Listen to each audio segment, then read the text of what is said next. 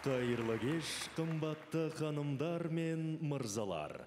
Еуразияның жүрегі, Астана қаласына 5-ші дүниежүзілік көшпенділер ойындарының ашылу салтанатына қош келдіңіздер.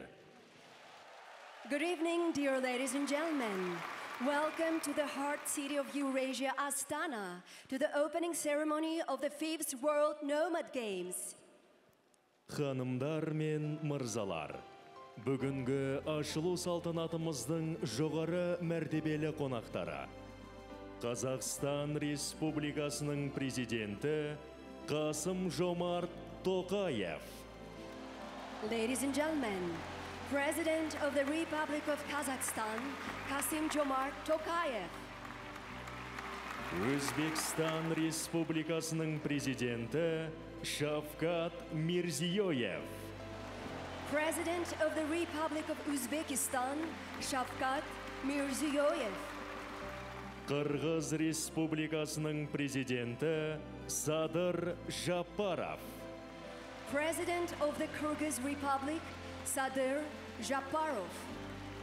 Түрікменстан халық мәслихатының төрағасы Гурбангулы Бердімұхамедов. The chairman of the Halk Maslahat of Turkmenistan, Gurbanguly Berdimuhamedov. Татарстан Республикасының раисы Рустам Миниханов. Rais of the Republic of Tatarstan, Rustam Minnikhanov. Саха Республикасының басшысы Айсен Николаев. Head of the Sakha Republic, Aysen Nikolaev. Монғолияның 3-ші президенті Энхбаяр Намбарын. Third President of Mongolia, Enkhbayar Nambarin. Дүниежүзілік этноспорт конфедерациясының президенті Неджмеддин Біләл Ердоған. President of the World Ethnosport Confederation, Nejmiddin Bilal Erdogan.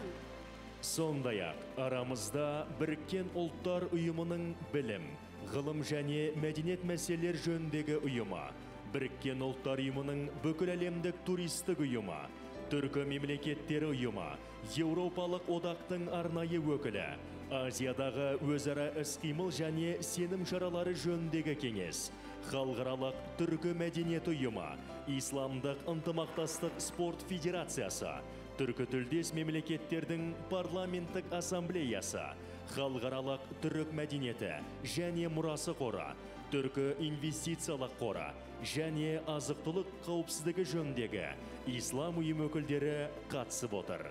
Қошеметтеріңіз! The heads of international organizations, United Nations Educational, Scientific and Cultural Organization, the United Nations World Tourism Organization, Organization of Turkic States, the European Union Special Representatives, the Conference on Interaction and Confidence Building Measures in Asia, International Organization of Turkic Culture, the Islamic Solidarity Sports Association, the Parliamentary Assembly of Turkic States, International Turkic Culture and Heritage Foundation, the Turkic Investment Fund, and Islamic Organization for Food Security. Welcome!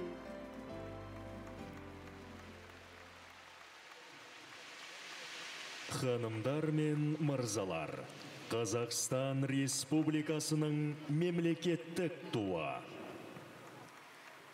Ladies and gentlemen, the national flag of the Republic of Kazakhstan.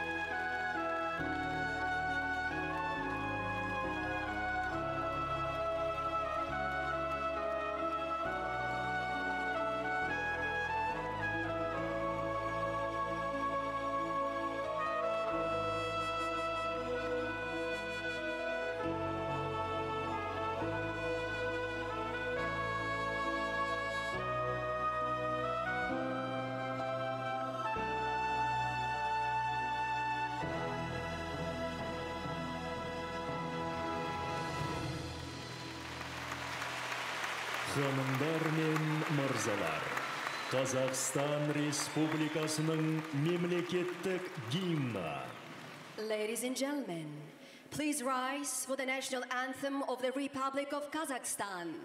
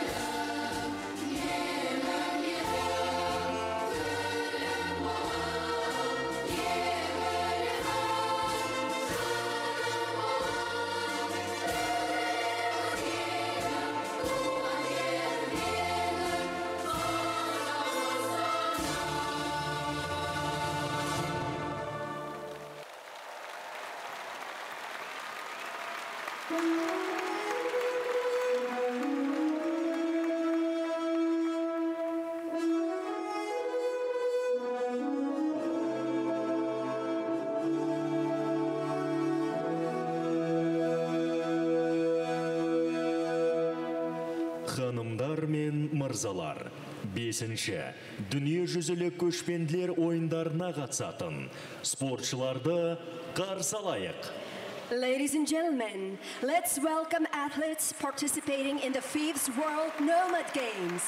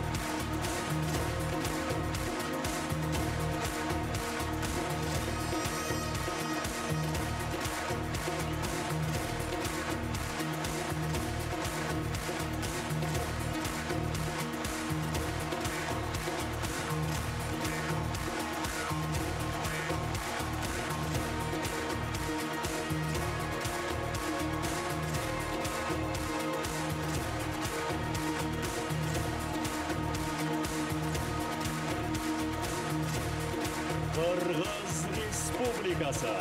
Kyrgyz Republic.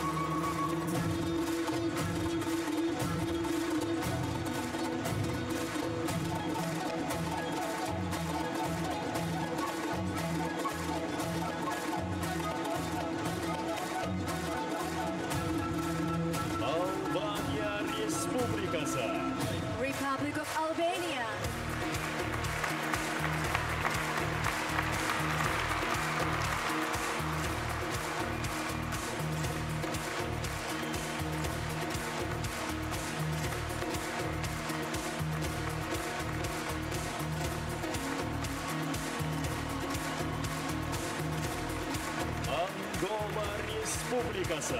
Republic of Angola.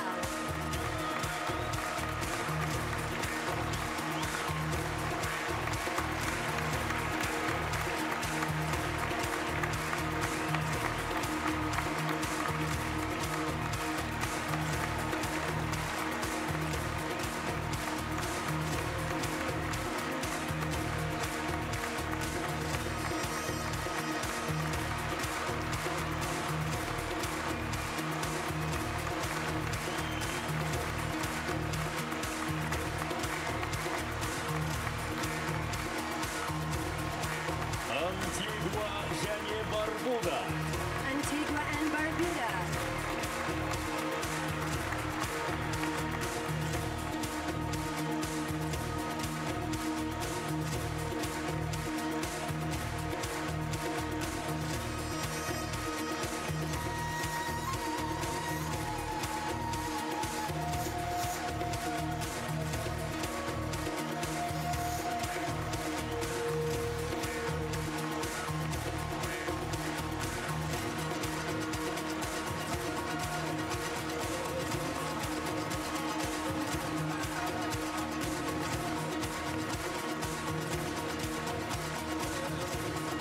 Аргентина Республикасы.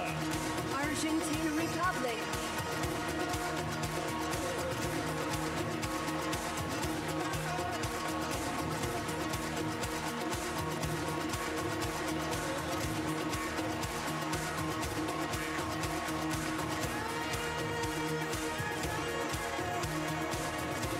Армения Республикасы.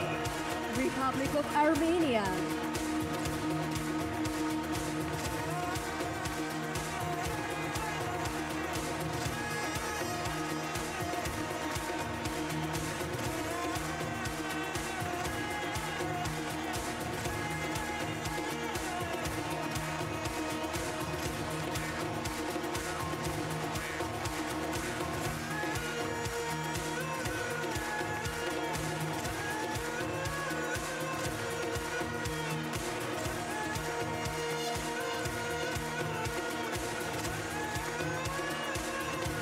Австралия одағы. Commonwealth of Australia.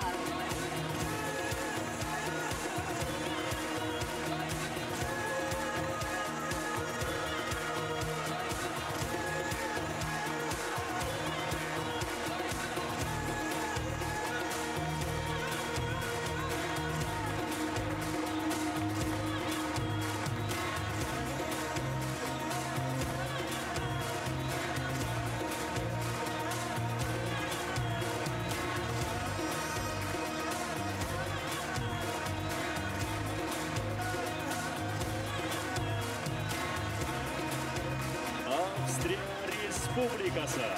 Republic of Austria.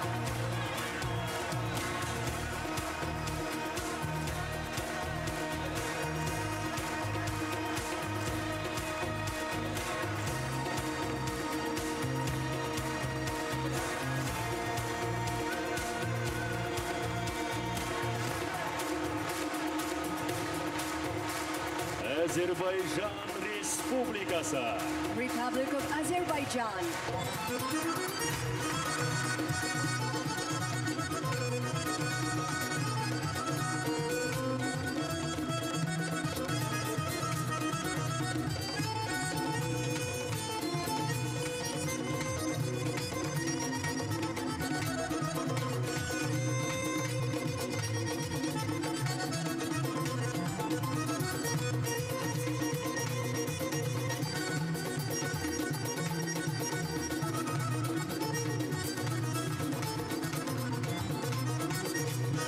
Бангладеш Халық Республикасы. People's Republic of Bangladesh.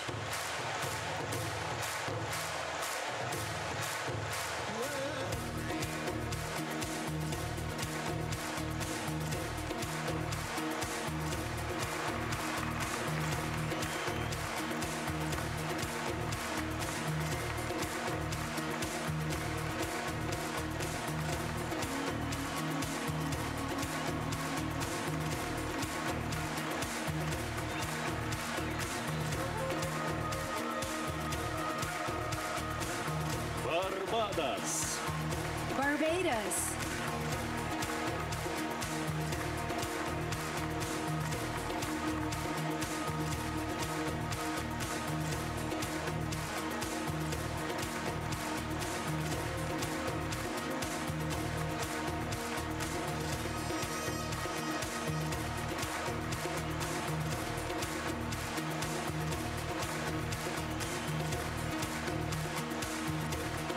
Беларусь Республикасы.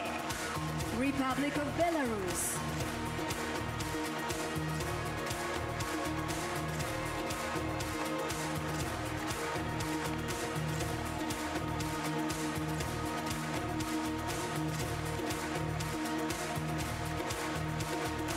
Бенин Республикасы. Republic of Benin.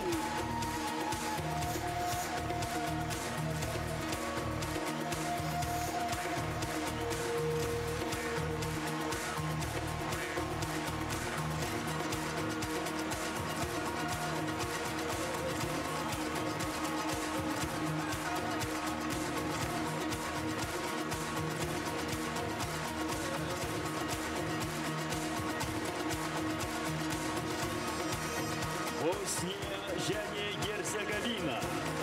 Bosnia and Herzegovina.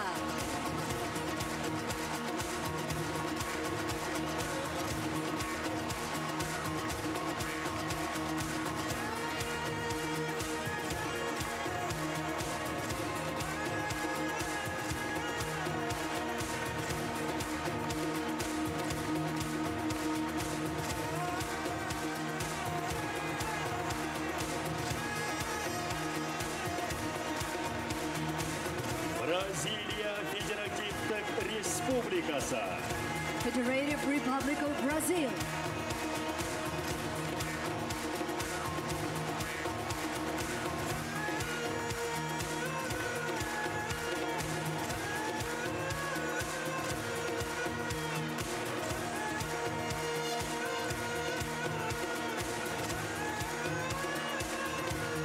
Болгария Республикасы. Republic of Bulgaria.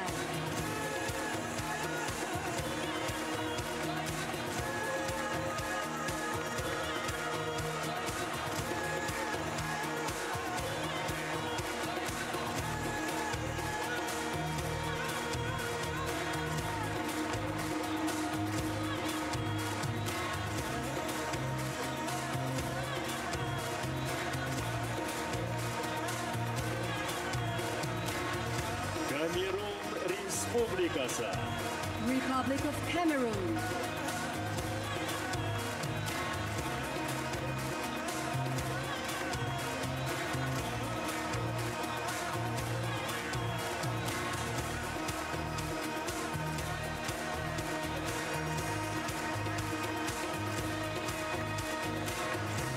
Канада. Canada.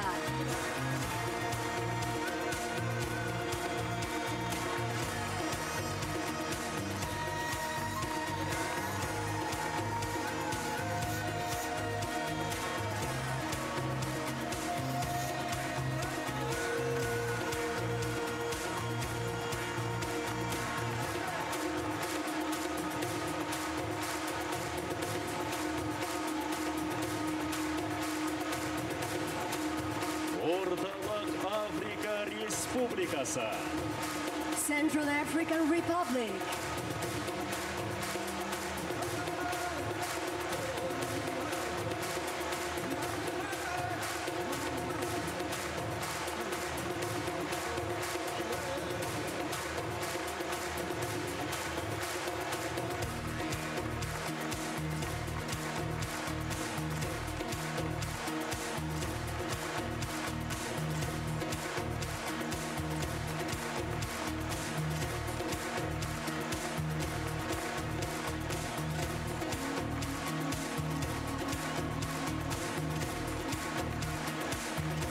Чили Республикасы.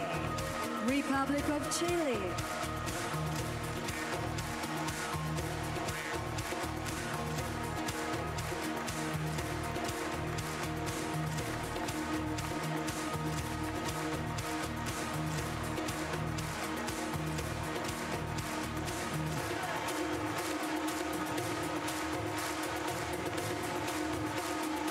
Қытай Халық Республикасы, People's Republic of China,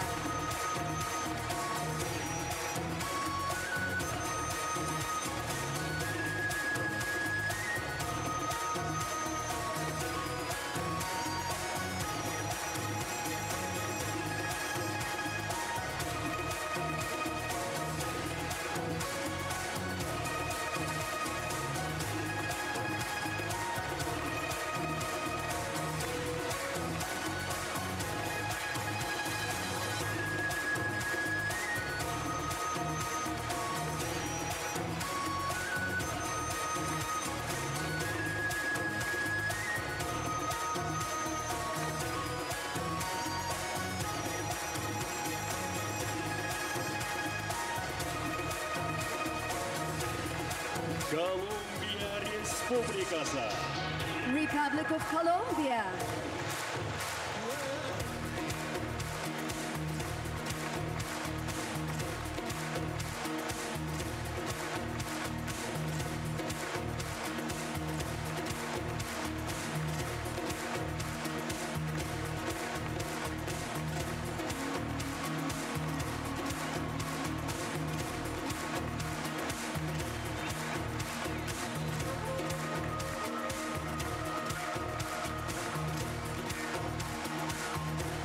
Côte-d'Ivoire Республикасы, Republic of Cote d'Ivoire,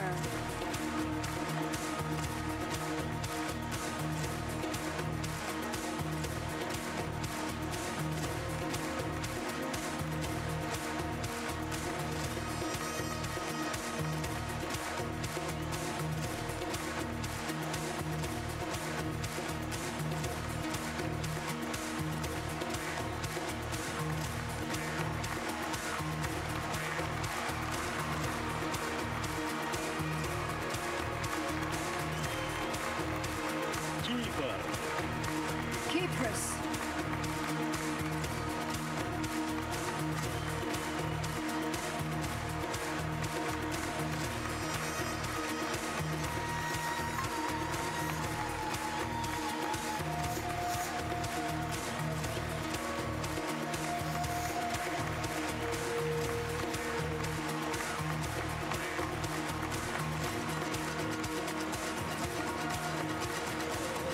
Чехия Республикасы, Czech Republic,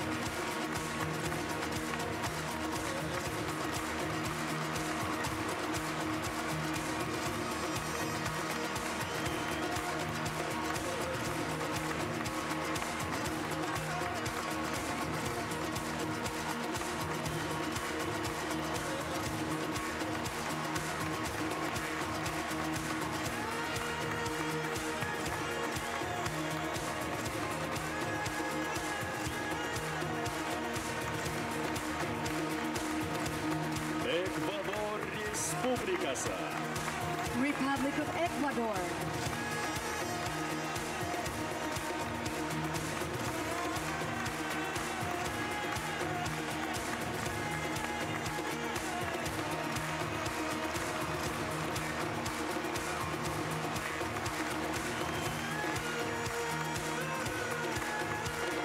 Мысыр Араб Республикасы, Arab Republic of Egypt,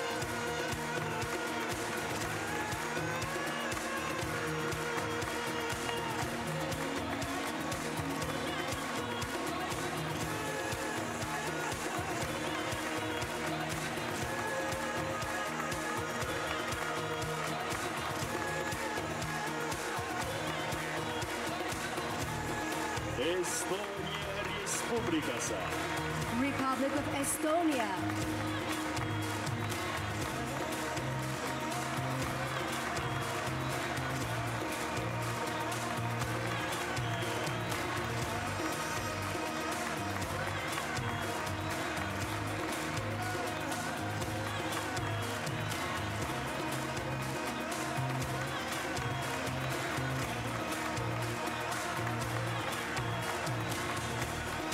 Эфиопия Федерациялық Демократиялық Республикасы, Federal Democratic Republic of Ethiopia,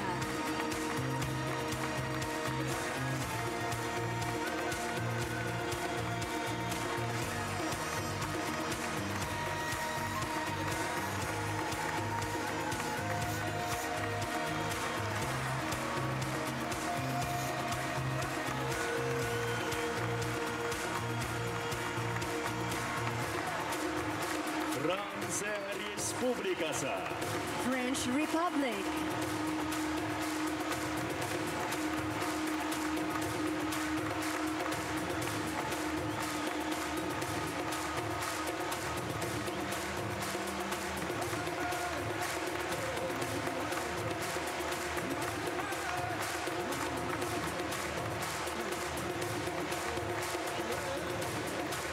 Грузия.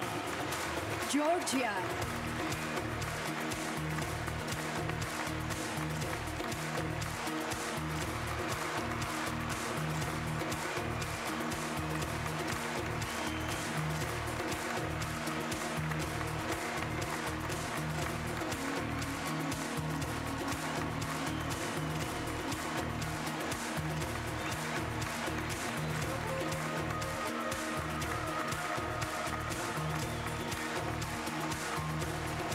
Германия Федеративтық Республикасы.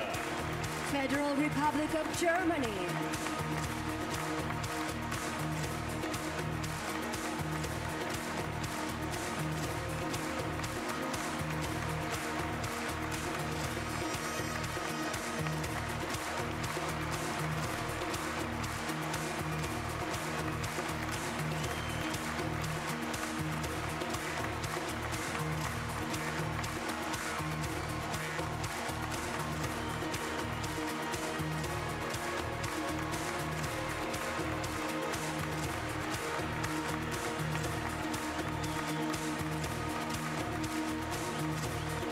Гана Республикасы.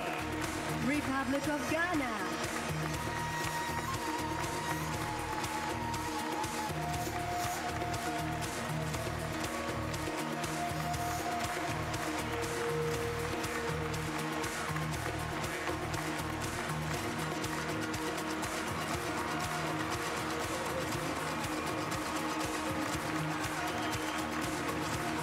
Біріккен Ұлыбритания және Солтүстік Ирландия корольдігі.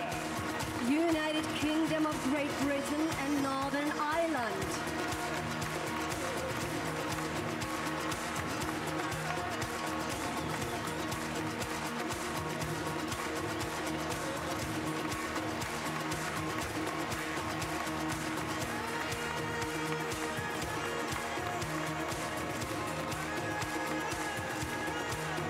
Грекия Республикасы.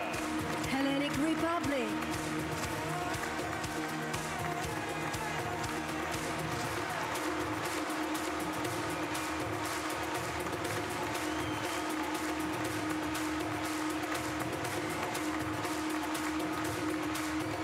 Мажарстан. Hungary.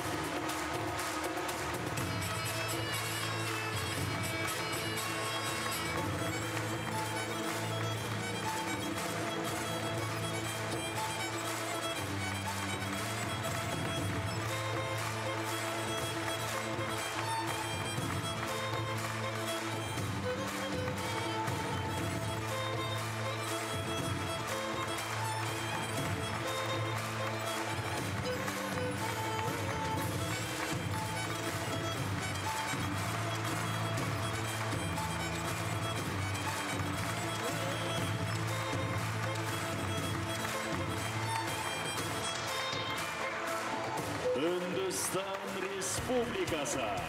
Republic of India.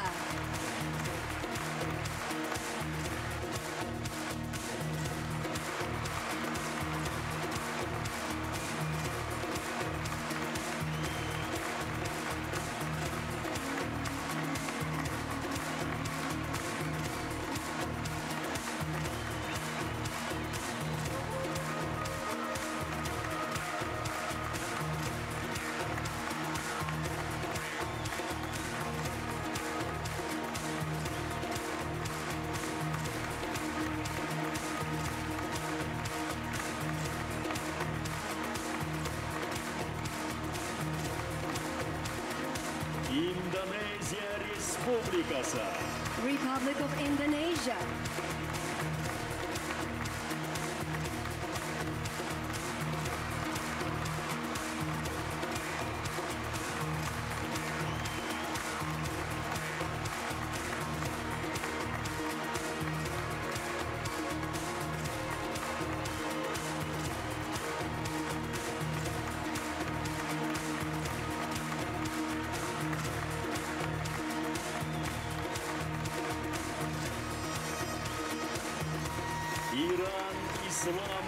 Республикасы. Islamic Republic of Iran.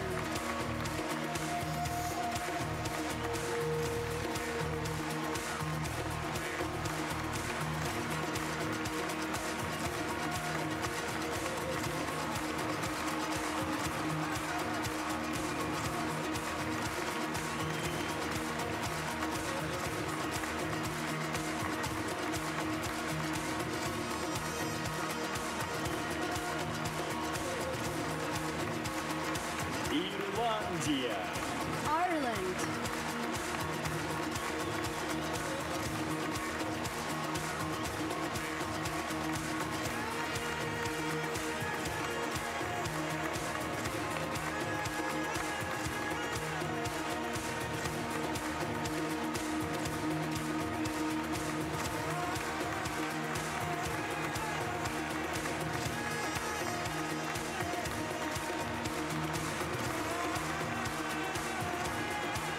Италия Республикасы.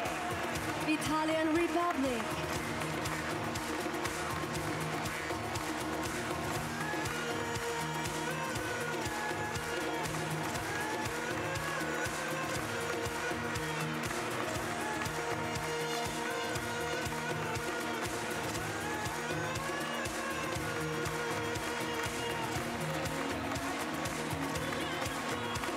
Япония.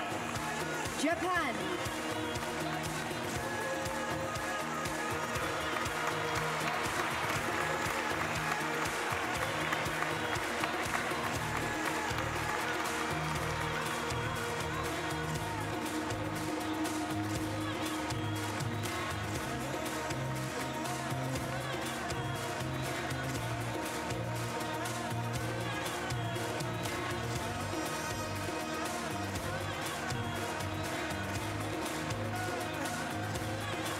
Йордан Хашемит корольдігі. Hashemite Kingdom of Jordan.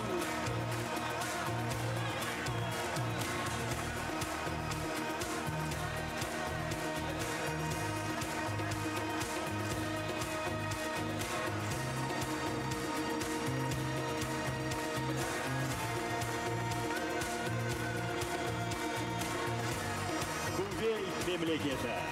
State of Kuwait.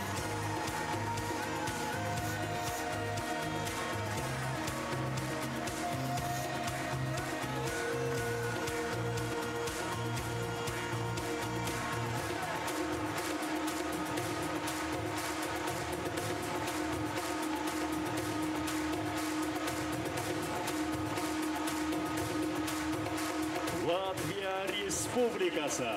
Republic of Latvia.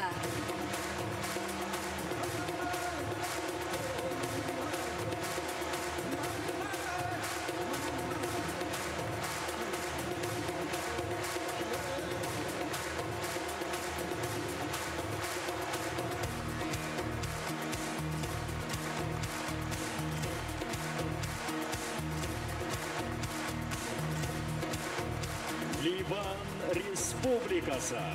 Lebanese Republic.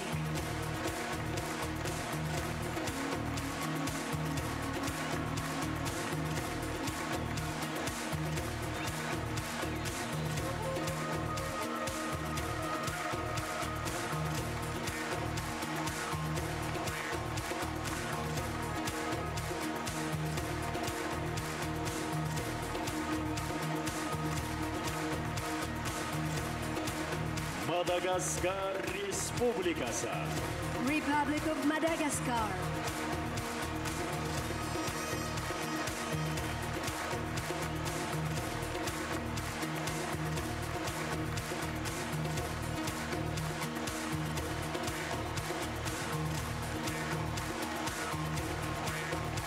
Малайзия.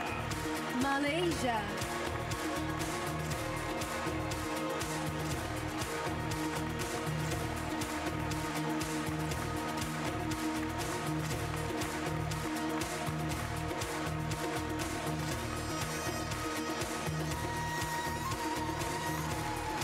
Мексика Құрама Штаттары.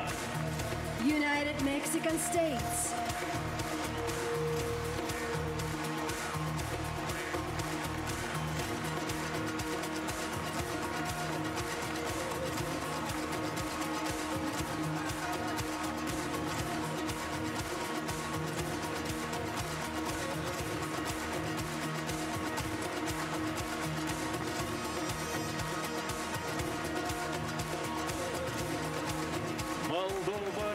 Республикасы.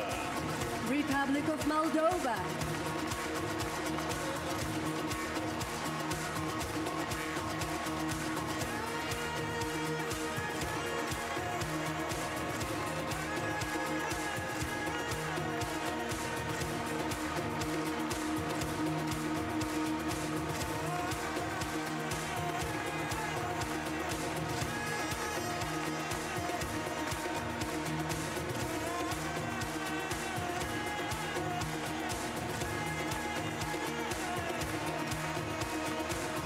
Монголия. Mongolia.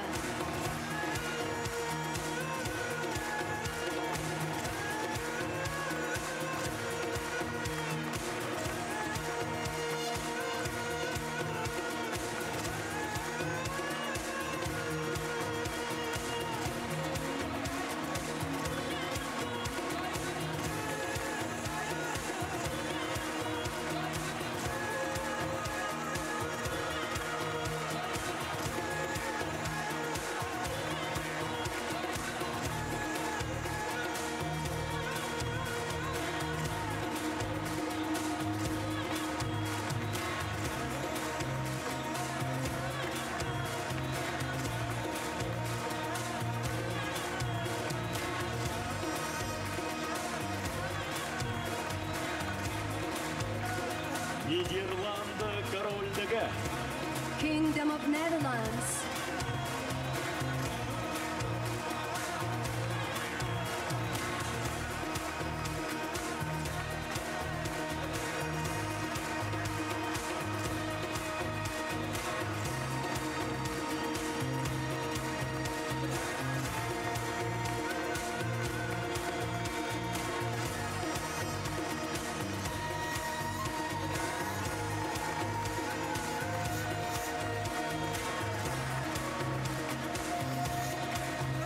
Нигерия Федеративтік Республикасы.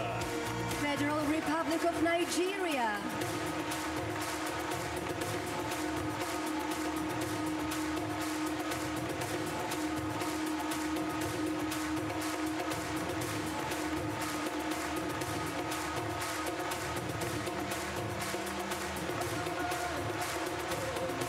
Македония Республикасы. Republic of Macedonia.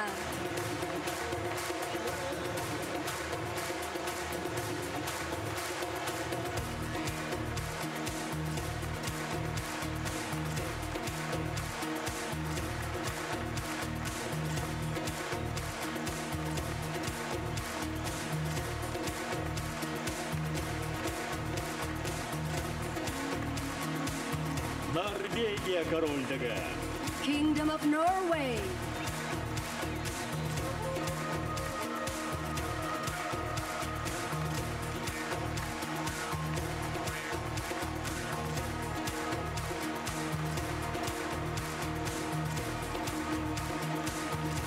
Оман Султанаты. Sultanate of Oman.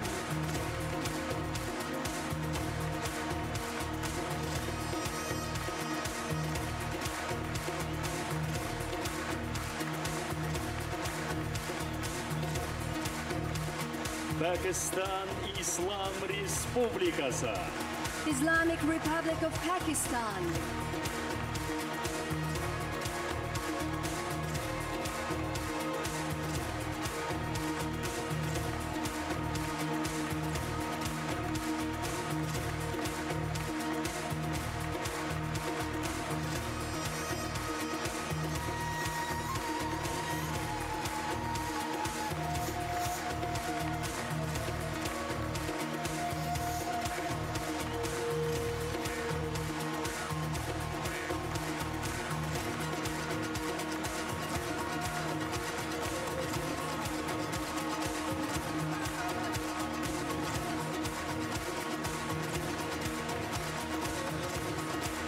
Панама Республикасы.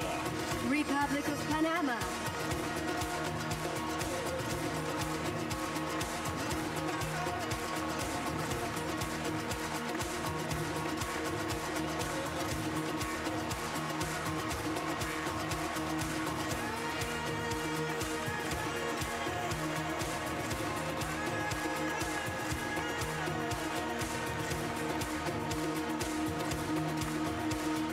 Перу Республикасы. Republic of Peru.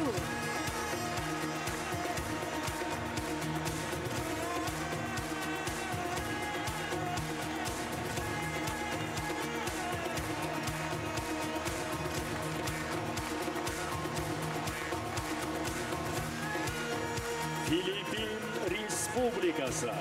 Republic of the Philippines.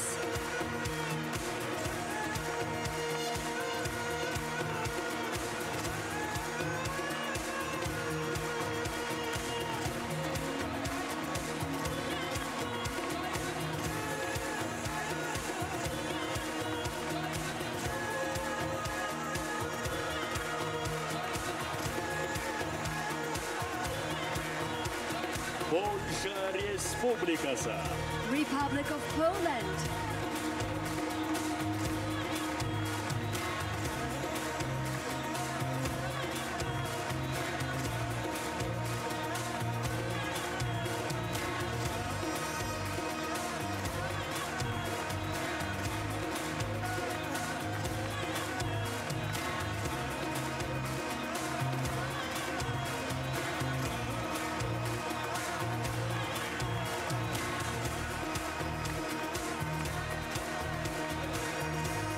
Катар мемлекеті.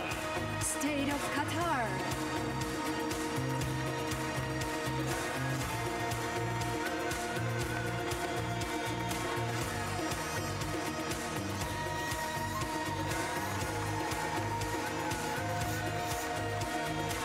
Корея Республикасы. Republic of Korea.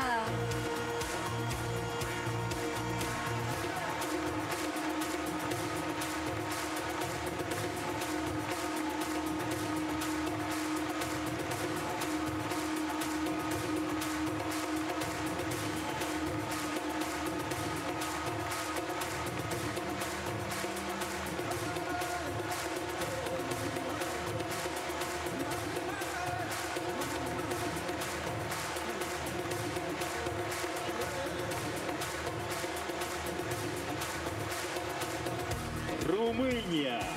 Romania.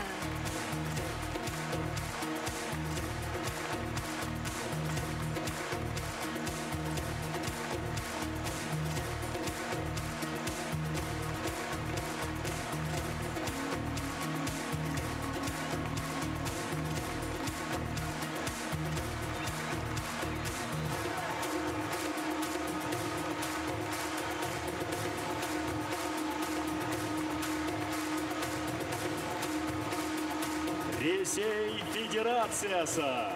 Russian Federation.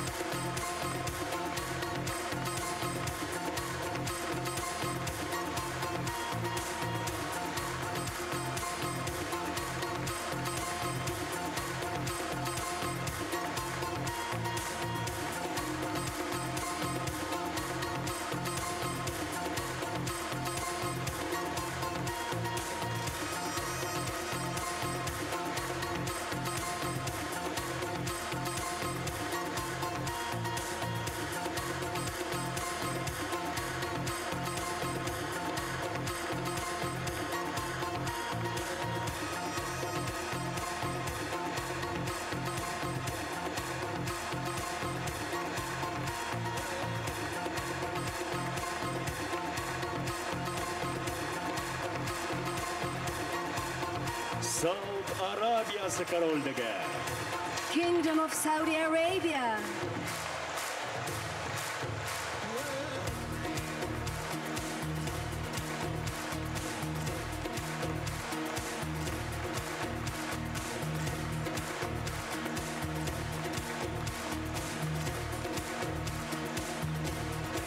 Сербия Республикасы.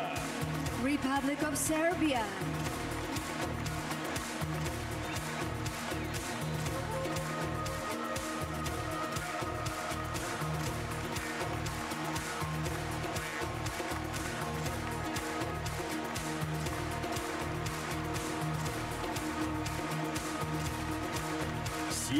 Сьерра-Леоне Республикаса. Republic of Sierra Leone.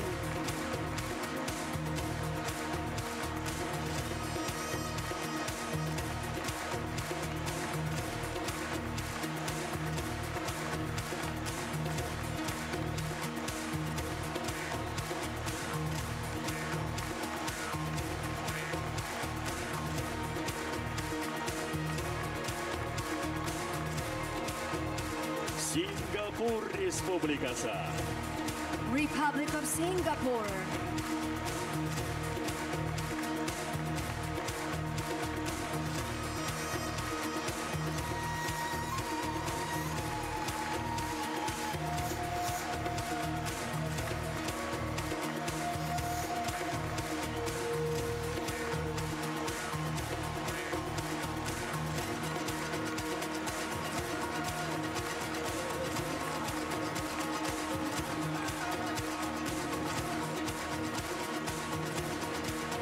Словакия Республикаса. Slovak Republic.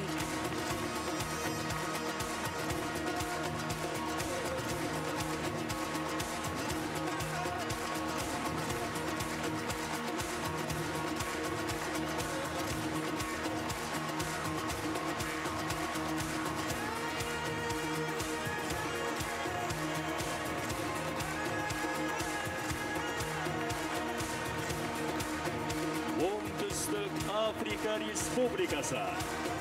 Republic of South Africa.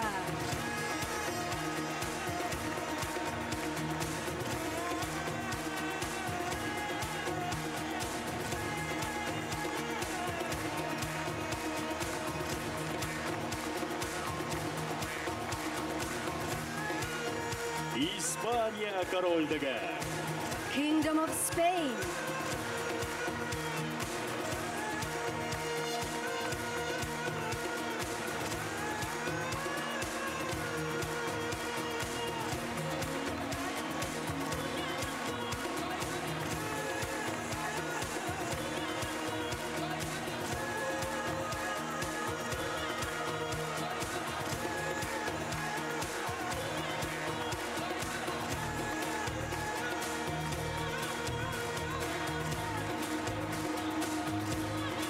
Шри-Ланка Демократиялық Социалистік Республикасы.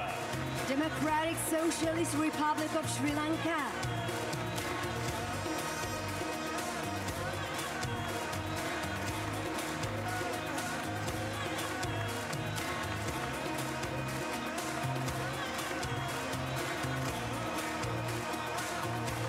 Швеция Корольдігі.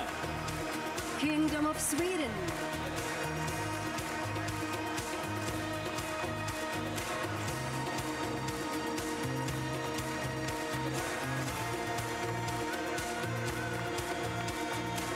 Швейцария Конфедерациясы. Swiss Confederation.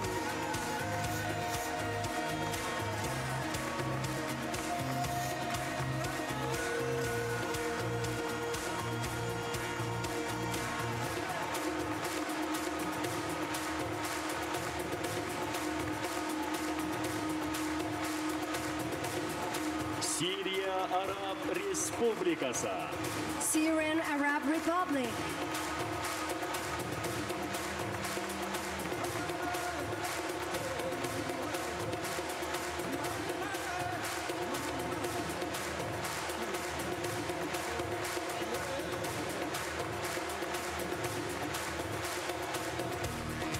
Таджикстан Республикасы. Republic of Tajikistan.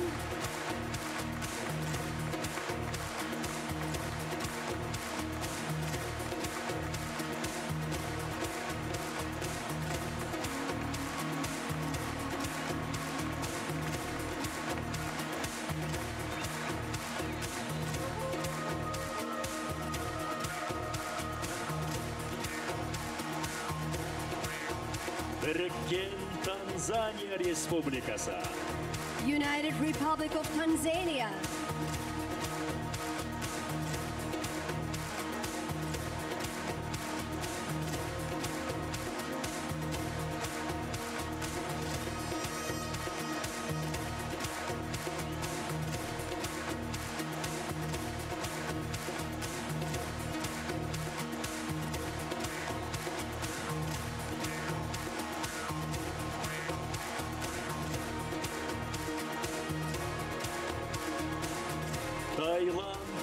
богатырдыгы. Kingdom of Thailand.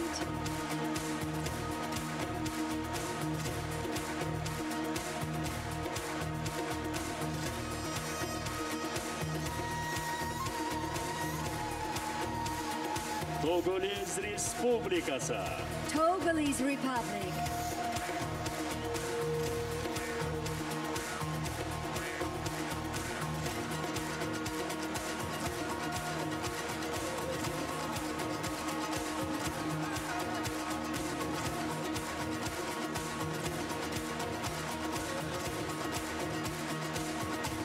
Türkiye Республикасы.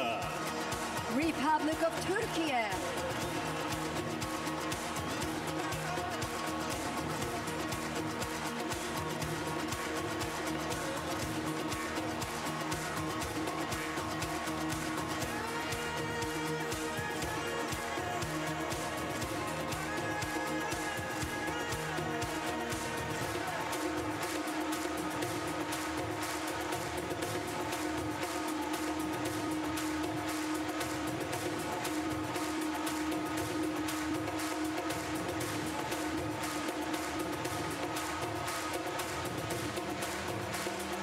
Türkmenistan. Turkmenistan.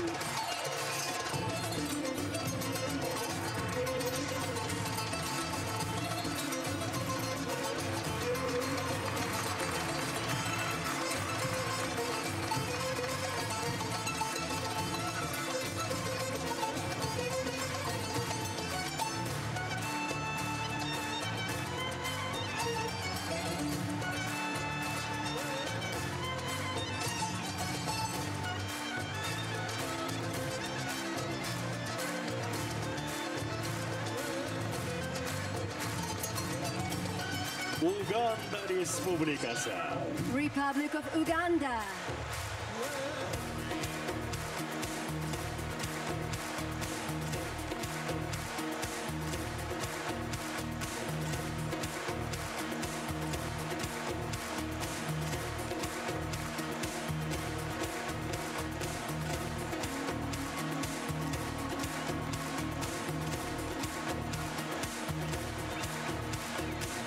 Америка Құрама Штаттары. United States of America.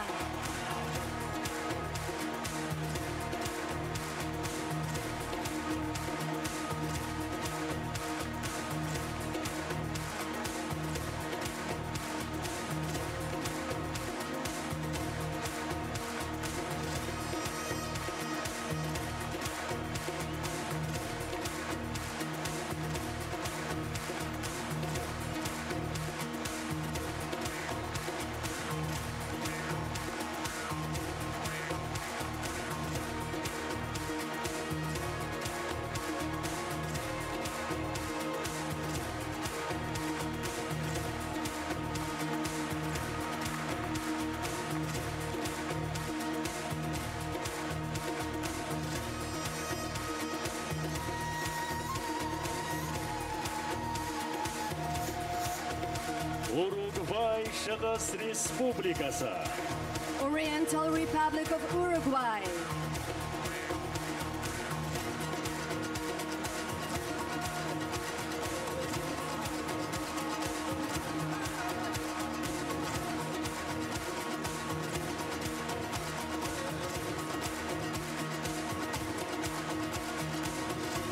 Өзбекстан Республикасы.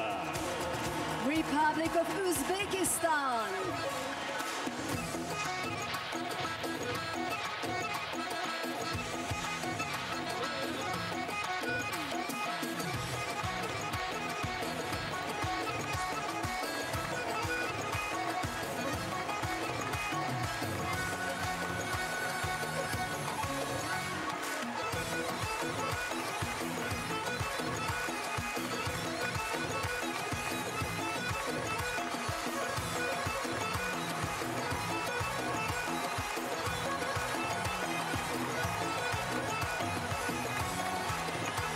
Венесуэла. Venezuela.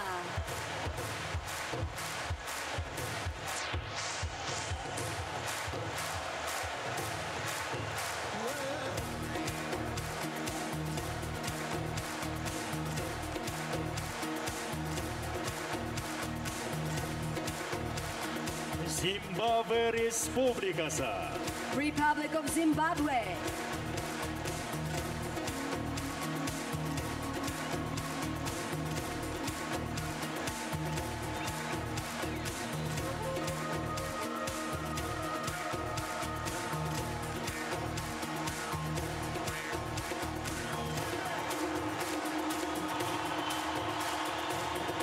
Казахстан Республикасы.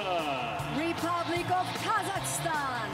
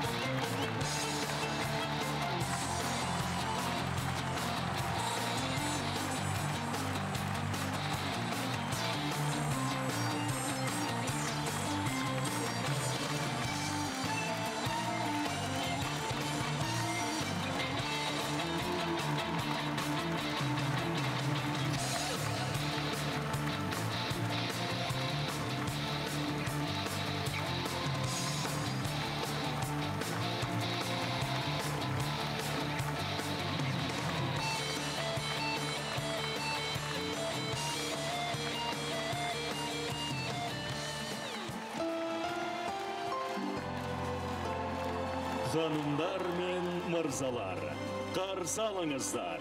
5-ші Дүниежүзілік көшпенділер ойындарын ұйымдастыру комитетінің төрағасы Роман Скляр. Ladies and gentlemen, Chairman of the Organization Committee of the 5th World Nomad Games, Roman Sklar. Дүниежүзілік этноспорт конфедерациясының президенті Necmettin Bilal Erdogan. President of the World Ethnosport Confederation, Necmettin Bilal Erdogan. Құрметті Қасым-Жомарт Кемелұлы, қадірлі меймандар мен спорт сүйер қауым. 5-ші дүниежүзілік көшпенділер ойындарының ашылу салтанатына қош келдіңіздер. Көшпенділер көшін жалғанан дөбірі дода бұл жолы олы тұрқы жұртының қарашыныраға қазақ жерінде өтіп отыр. Көшпенділер ойындарын жоғары деңгейге өткізу үшін бар күш жүгірімізді салдық. Қазаққа аттан қонақжайлықпен айтулы шараға келген қадірлі қонақтарымызды қарсы алуға тас тойын дайындалдық. Арнайы спорттық объектілер мен инфрақұрылым дайындалды. Тамыры бір тарихи ортақ түрік дүниесін мәдение мұрасын келешілердің назарға ұсынатын көшпенділер ғаламы этноауылы бой көтереді.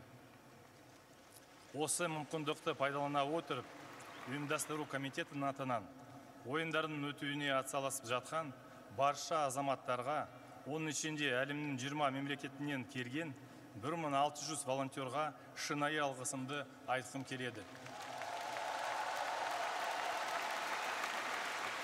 Қадірлі қонақтар, 5-ші дүниежүзілік көшпенділер ойындары ғасырлар бойы айнымас дос, тату көрші, рухани құндылықтары ортақ елдерін береке берілген бүкіл әлемге тағы бір паш етере сөзсіз. Көшпенділер ойындары барлығымыз үшін сәтті өтеді деп сенеміз. Барша мемлекеттердің ұлттық құрамаларына жарқын жеңістер тілейміз. Рахмет.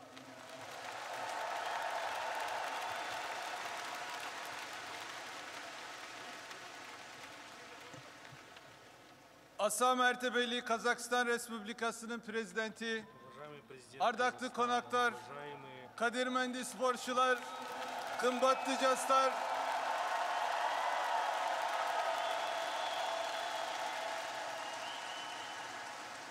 jene desturlu sportun janküyerleri, barşanızga şın yürekten öz salemimdi joldayımın.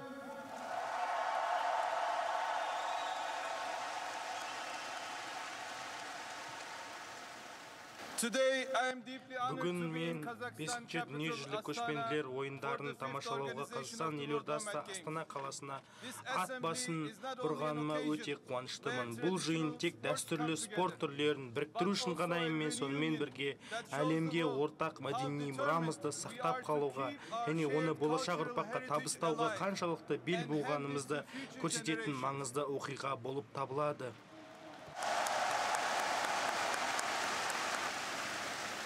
Қазақстан үлкен су тасқынын бастан өткерді. Бірақ бұл апатты абыроймен жеңіп, дәстүрлі ойындарды ойдағыдай ұйымдастыруға көп күш жұмсады. Астананың осы тарихи оқиғаға деген бейілділігі қазақ халқының күш-қуатын, төзімділігін және дәстүрлерімізге деген адалдығын айқын көрсетеді.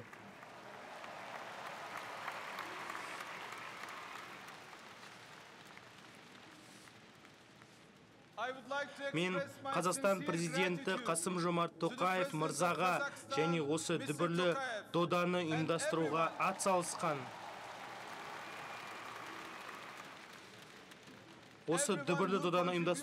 атсалысқан барлық азаматтарға шын жүректен алғысымды білдіргім келеді. Біздің тамыры терең дәстүрлі спорт түрлері өткеннің мұрасы ғана емес, болашағымызға бағдар беруі керек. Біздің тарихи ойындарымыз мәдениеттерімізді сақтап, бейбітшілік, құрмет, ынтымақтастық және дәстүр сияқты өмірлік маңызды құндылықтарға негізделген әлемге маңызды үндеу жолдайды. Бірліксіз бейбітшілік те, ауызбіршілік те мүмкін емес.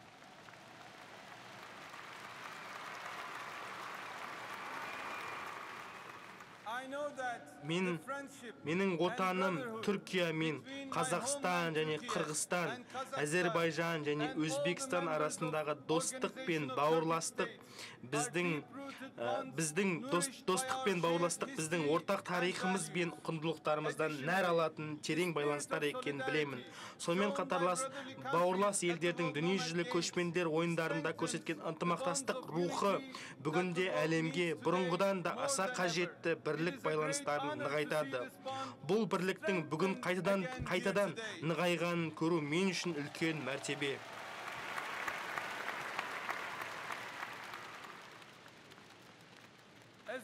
Дүниежүзілік этноспорт конфедерациясы ретінде біз дәстүрлі спорт түрлерін бүкіл әлемге таратуға бағытталған жаңашыл күш-жігердің бір бөлігіміз. 5 құрлықта және 22 елде 32 мүшесі бар. Бұл спорт түрлері тек сайысты ғана білдірмейді, олар сонымен қатар біздің мәдени байлығымыздың, достығымыздың және ынтымақтастығымыздың символы болып табылады.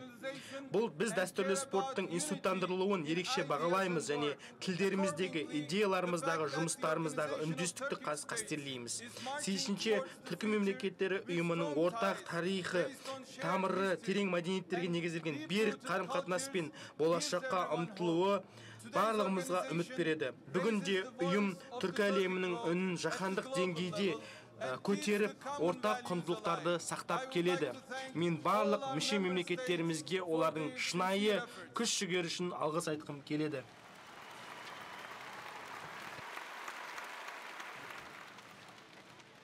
Мен президентіміз Режеп Тайып Эрдоғанның дәстүрлі спорт түрлеріне ерекше маңыз беретінін атап өткім келеді.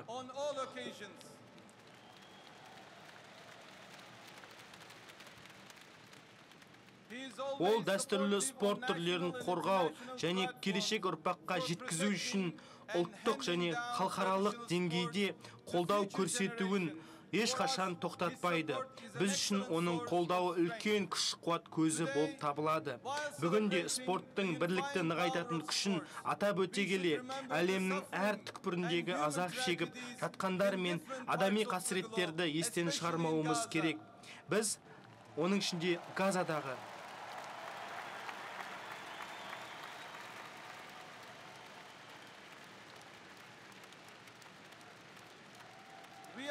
Біз адамзат ретінде бірігіп, Газадағы жалғасып жатқан қатыгездікті мүмкіндігінше тезірек аяқтап, бейбітшілік орнатуымыз қажет.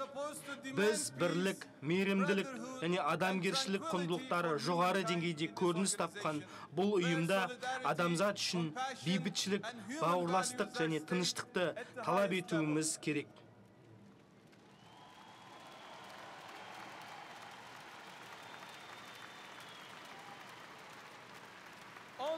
Адамзатты тек сыйластық, татулық, ынтымақ қана құтқарады.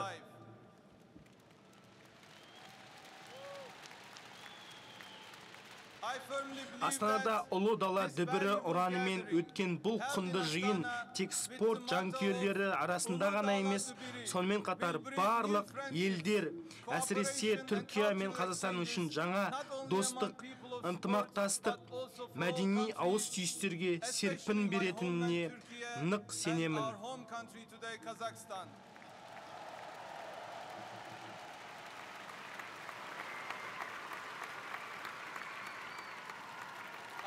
Барлық қатысушыларға сәттілік тілеймін. Және осы ұлы шараға үлес қосқан барлық азаматтарға, әсіресе дәстүрлі спортты нығайтуға күш салған президент Қасым-Жомарт Тоқаевқа тағы да алғысымды білдіремін. Біздің Қазақстанға деген шексіз махаббатымыз мәңгі болсын. Тағы да бүгінгі іс-шараға қатысу мен үшін үлкен мәртебе. Назарларыңызға көп-көп рахмет.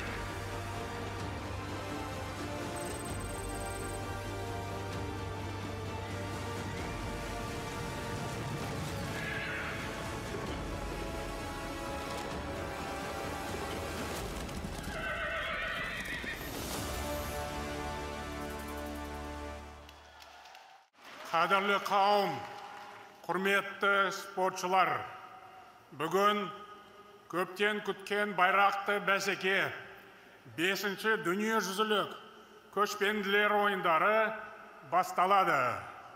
Баршаңыз қазақ жеріне қош келдіңіздер. Бұл әлемдік ауқымда өтіп жатқан айрықша маңызды іс-шара. Қазақстанға келген бауырлас мемлекеттердің басшыларына зор ризашылығымды білдіремін. Мәртебелі меймандарға және спортшыларға шынайы алғыс айтамын. Көшпенділер өркениеті дүние жүзі тарихында өшпес із қалдырған өркениет. Ұлы дала көшпенділері ежелден байтақ Евразияны мекен еткен. Олар жаһандық даму үдерісіне түбегейлі өзгеріс әкелді.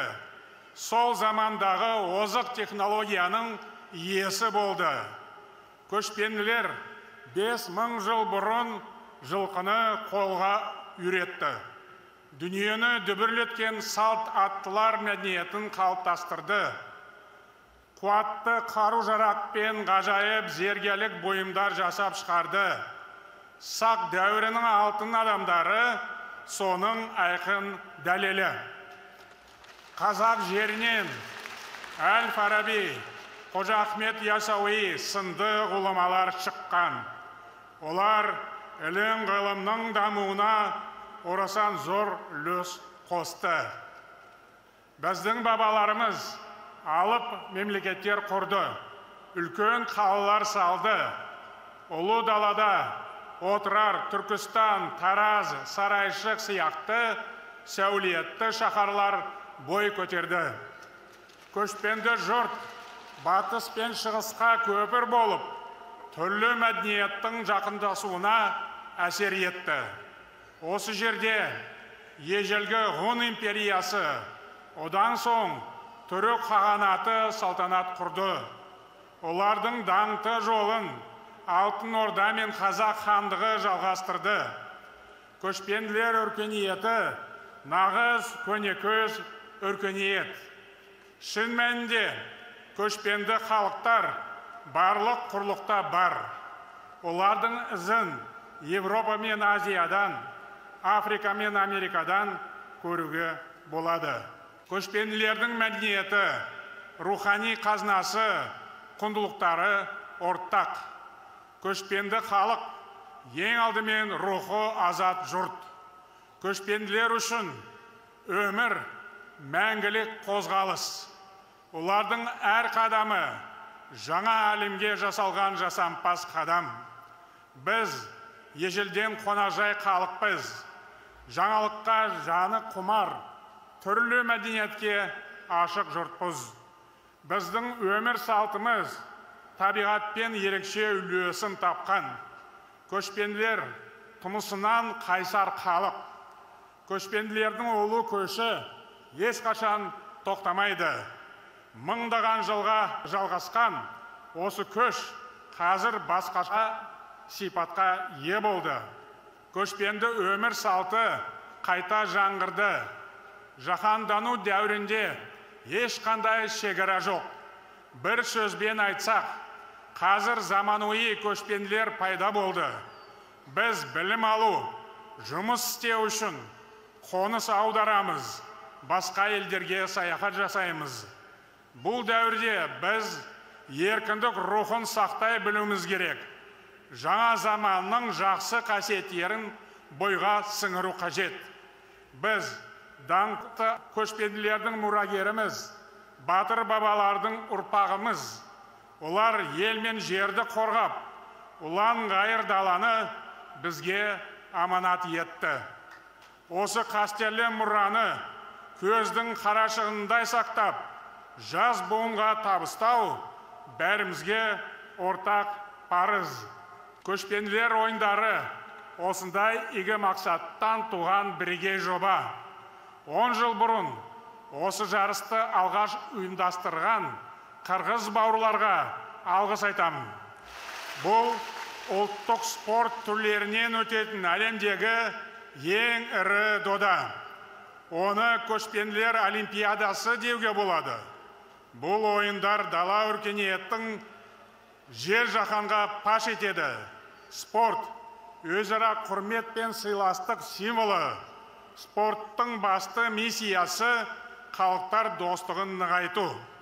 Қазақстан бүкіл әлемге бейбітшілік пен келісім мекені ретінде танымал. Елімізде түрлі этнос өкілдері тату тәтті өмір сүріп жатыр. Біз алыс жақын шетелдің бәрімен тығыз байланыс орнаттық. Басқа мемлекеттерде өзара достық қатынаста болғанын қалаймыз. Сондықтан көшпенділер ойындары ынтымағымызды бекемдей түспек. Құрметті достар, ұлы дала дүбірі еліміз үшін тарихи оқиға. Сарыарқаның сайын даласы 5 күн бойы дүбірге толады. Күллі әлем жұрты нағыз көшпенділердің болмысына куә болады. Бұл бірлік пен татулықтың тойы. Достығымыз мәңгі болсын. 5-ші дүниежүзілік көшпенділер ойындарын ашық деп жариялаймын.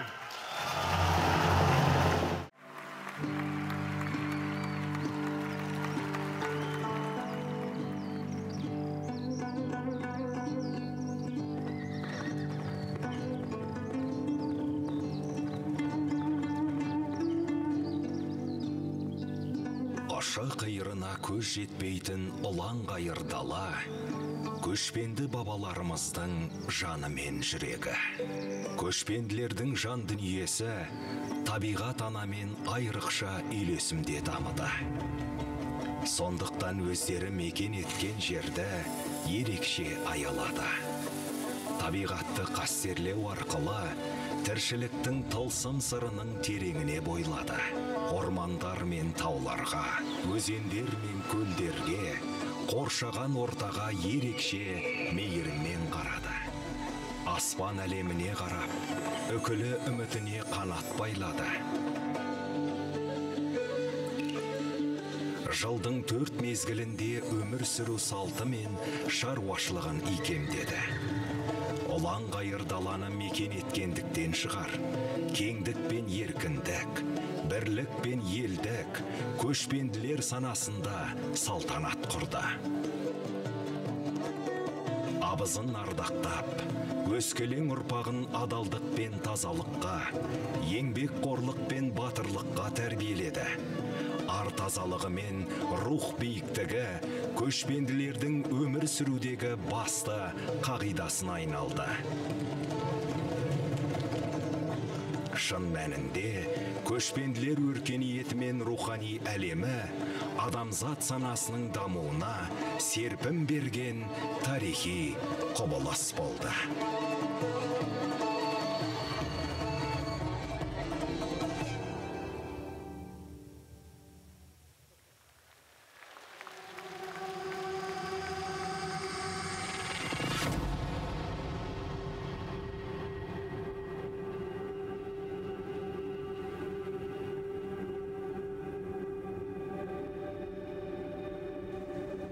Ұлан ғайыр даланың ұлы жүрегінің үзілмеген дүрсілі. Жоғарыда көк аспан, төменде қара жер пайда болғанда, екеуінің арасында адам баласы жаратылыпты. 7 қат көкті тік жарып, түстіктен қиыр терістікке қарай шұбалып жатқан құс жолы көшпендінің серігіне жол бастаушысын айналды. Сол себепті төрт тұяқты тұлпарды ертеп мінген көшпенділер жолынан жаңылған жоқ. Құс жолындағы құс қанатты тағдыр иесі атанды.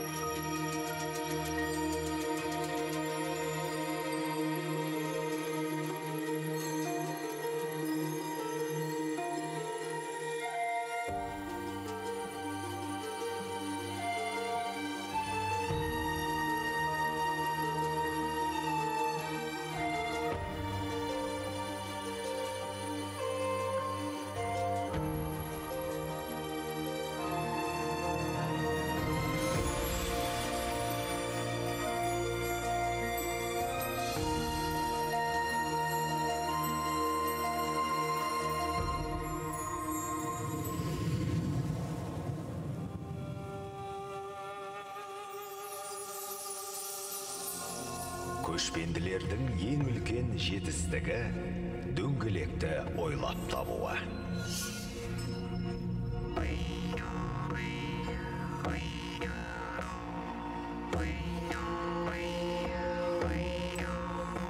Ақылым заманнан көшпендінің бүкіл дүние танымы үйлесімді, үшкірсіз, дүниенің өзі тәріздес домалақ, жер шарындай шеңбер түрінде қалыптасты.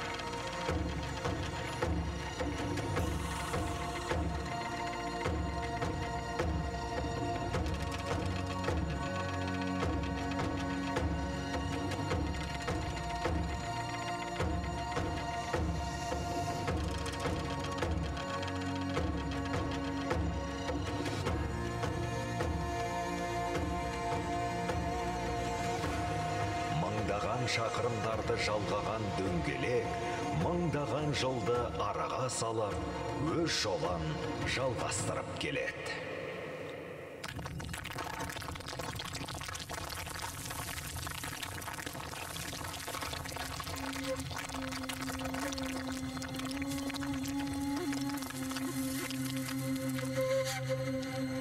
Сайын дала төсіндегі көркем сурет мұражайлары ол таңбалы тастар. Сеңгір сенімдей мызғымай тұрған осынау жазбалар ата-баба танымы, мұрасы мен мирасы тасқа қашалып, түп нұсқада сақталған тарихы.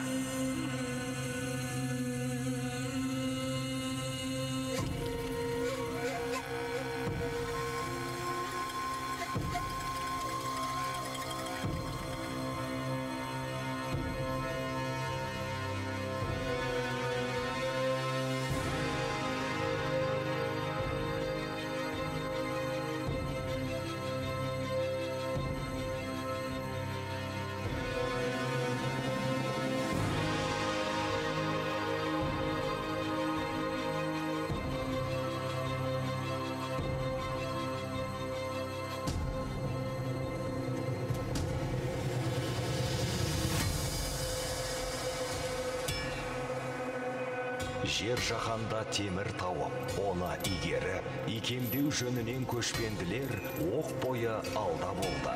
Біздің заманымызға дейінгі бірінші мыңжылдықта Қазақстан мен Орта Азияны мекендеген сақ тайпалары темірді өз қажетіне жұмсады. Ердің салты бес қару деген ұғымды тудырды. Соның арқасында қуатты мемлекет қалыптасып, наматтардың өркендеу дәуірі басталды.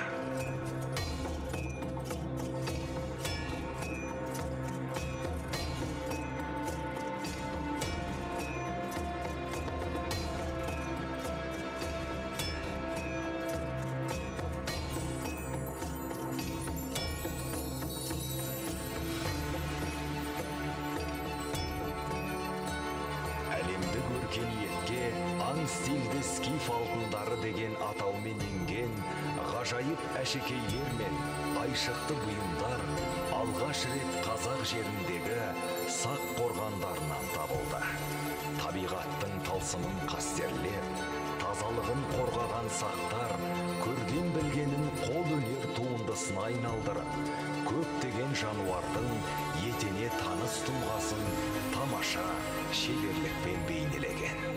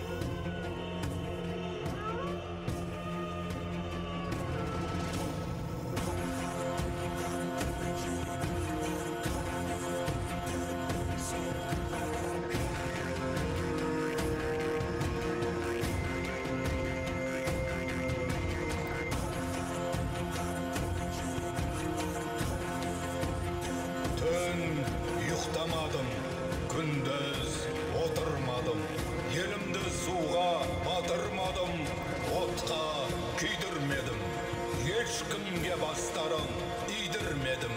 Таусылған құтым қайтадан құйылды, шашылған ырысым қайтадан жиылды.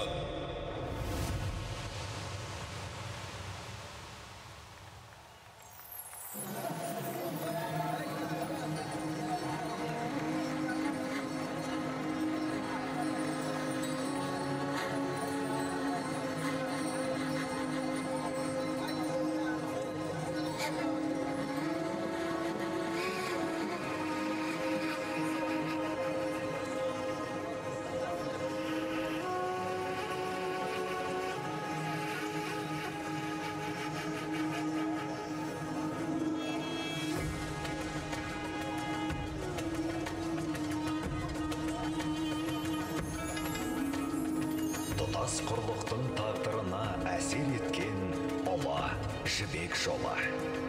Батыс пен шығыстың арасын жалғаған сауда-саттық керуендері. Ілім-білімнің, дін мен ділдің, мәдениет пен тілдің тоғысып, толысқан алтын көпірі.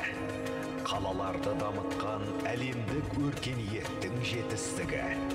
Қырым асқан, үрім асқан, түйенің табанымен жазылған ұлы дастан.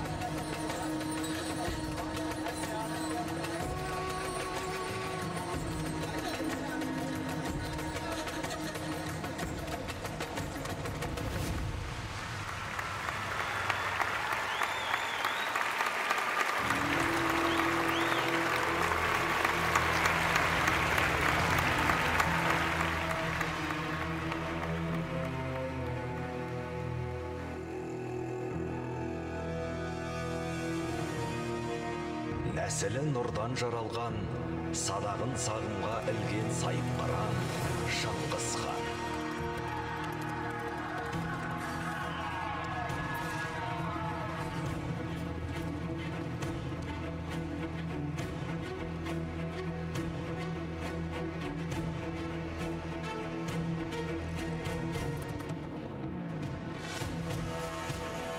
Қазақстанның кең даласын Еділ мен Дунайға қосқан байтақ мемлекет 6,5 ғасыр асыр салған жошы ұлысы.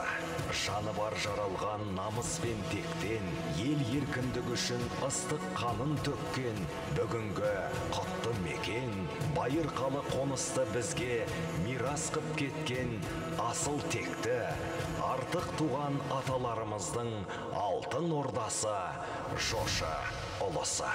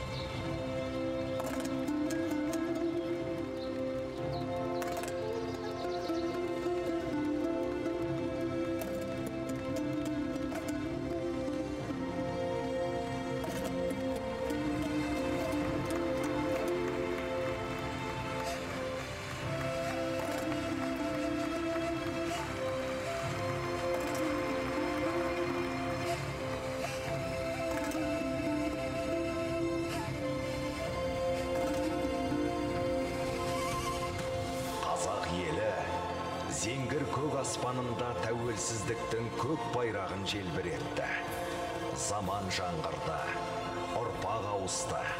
Әлем жұртшылығы Қазақстанның жаңа дәуірдегі мемлекеттік, тарихи, жасампаздық тұлғасының тұғырлана түскеніне куә болды. Тәңір сүйген, құт қонған еліміз жасасын. Игілік пен береке шомған жеріміз жасасын.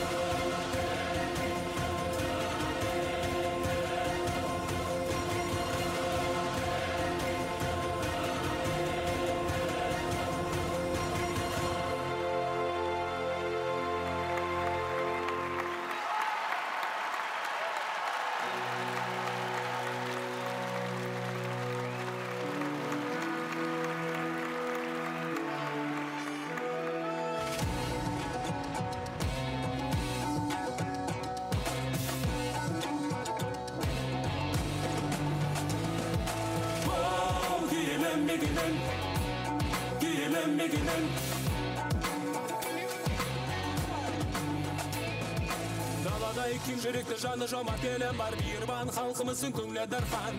Тұтқынған қарасам ол қасиетті жерім бар, қойнауы жерімен сырға тұнған. Жігіттерім өр мінезі жарқылдаған, алмасай тараған көк бөріден тектелерміз. Іске шебер сөзге маған қиып түсер алмас, баба жолым болашаққа жеткізерміз. Оу, елім, мекенім, киелі елім, ізі қалған бабалардың қастерлі жерім.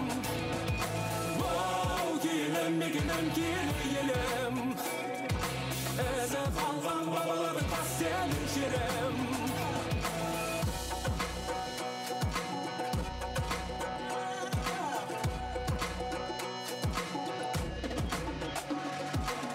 өнерім алтын көмбе ғасырлардан сыр тартқан тарихым тамыр жайған еңселемен ерлерін елін сүйген халқын қолдап үн қатқан заманның ағамына ерсем деген даланың ұландары қыран құсай самғайды құл сөзім жеңгір көкке қанат қағып арман жол сезімдерді армандарға жалғайды қуат алып туған жерде қанаттанып енді қаным тамған жер атадан бата алған жер кен байтақ далам қымбатсың маған үміттің оты жанған жер оу елім мекенім киелі елім ізі қалған бабалардың қастерлі жерім оу елім мекенім киелі елім ізі қалған бабалардың қастерлі жерім оу елім мекенім киелі елім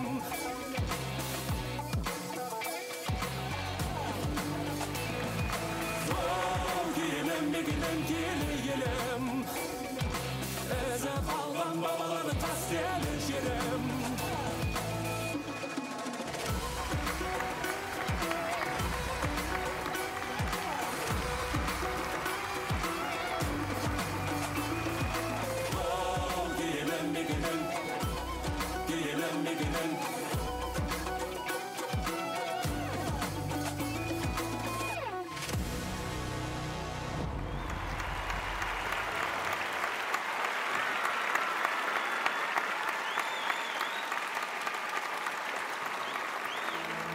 Тұлпарының тұяғымен ұлы даланы дүбірлеткен көшпенділер әлемді өзгертті.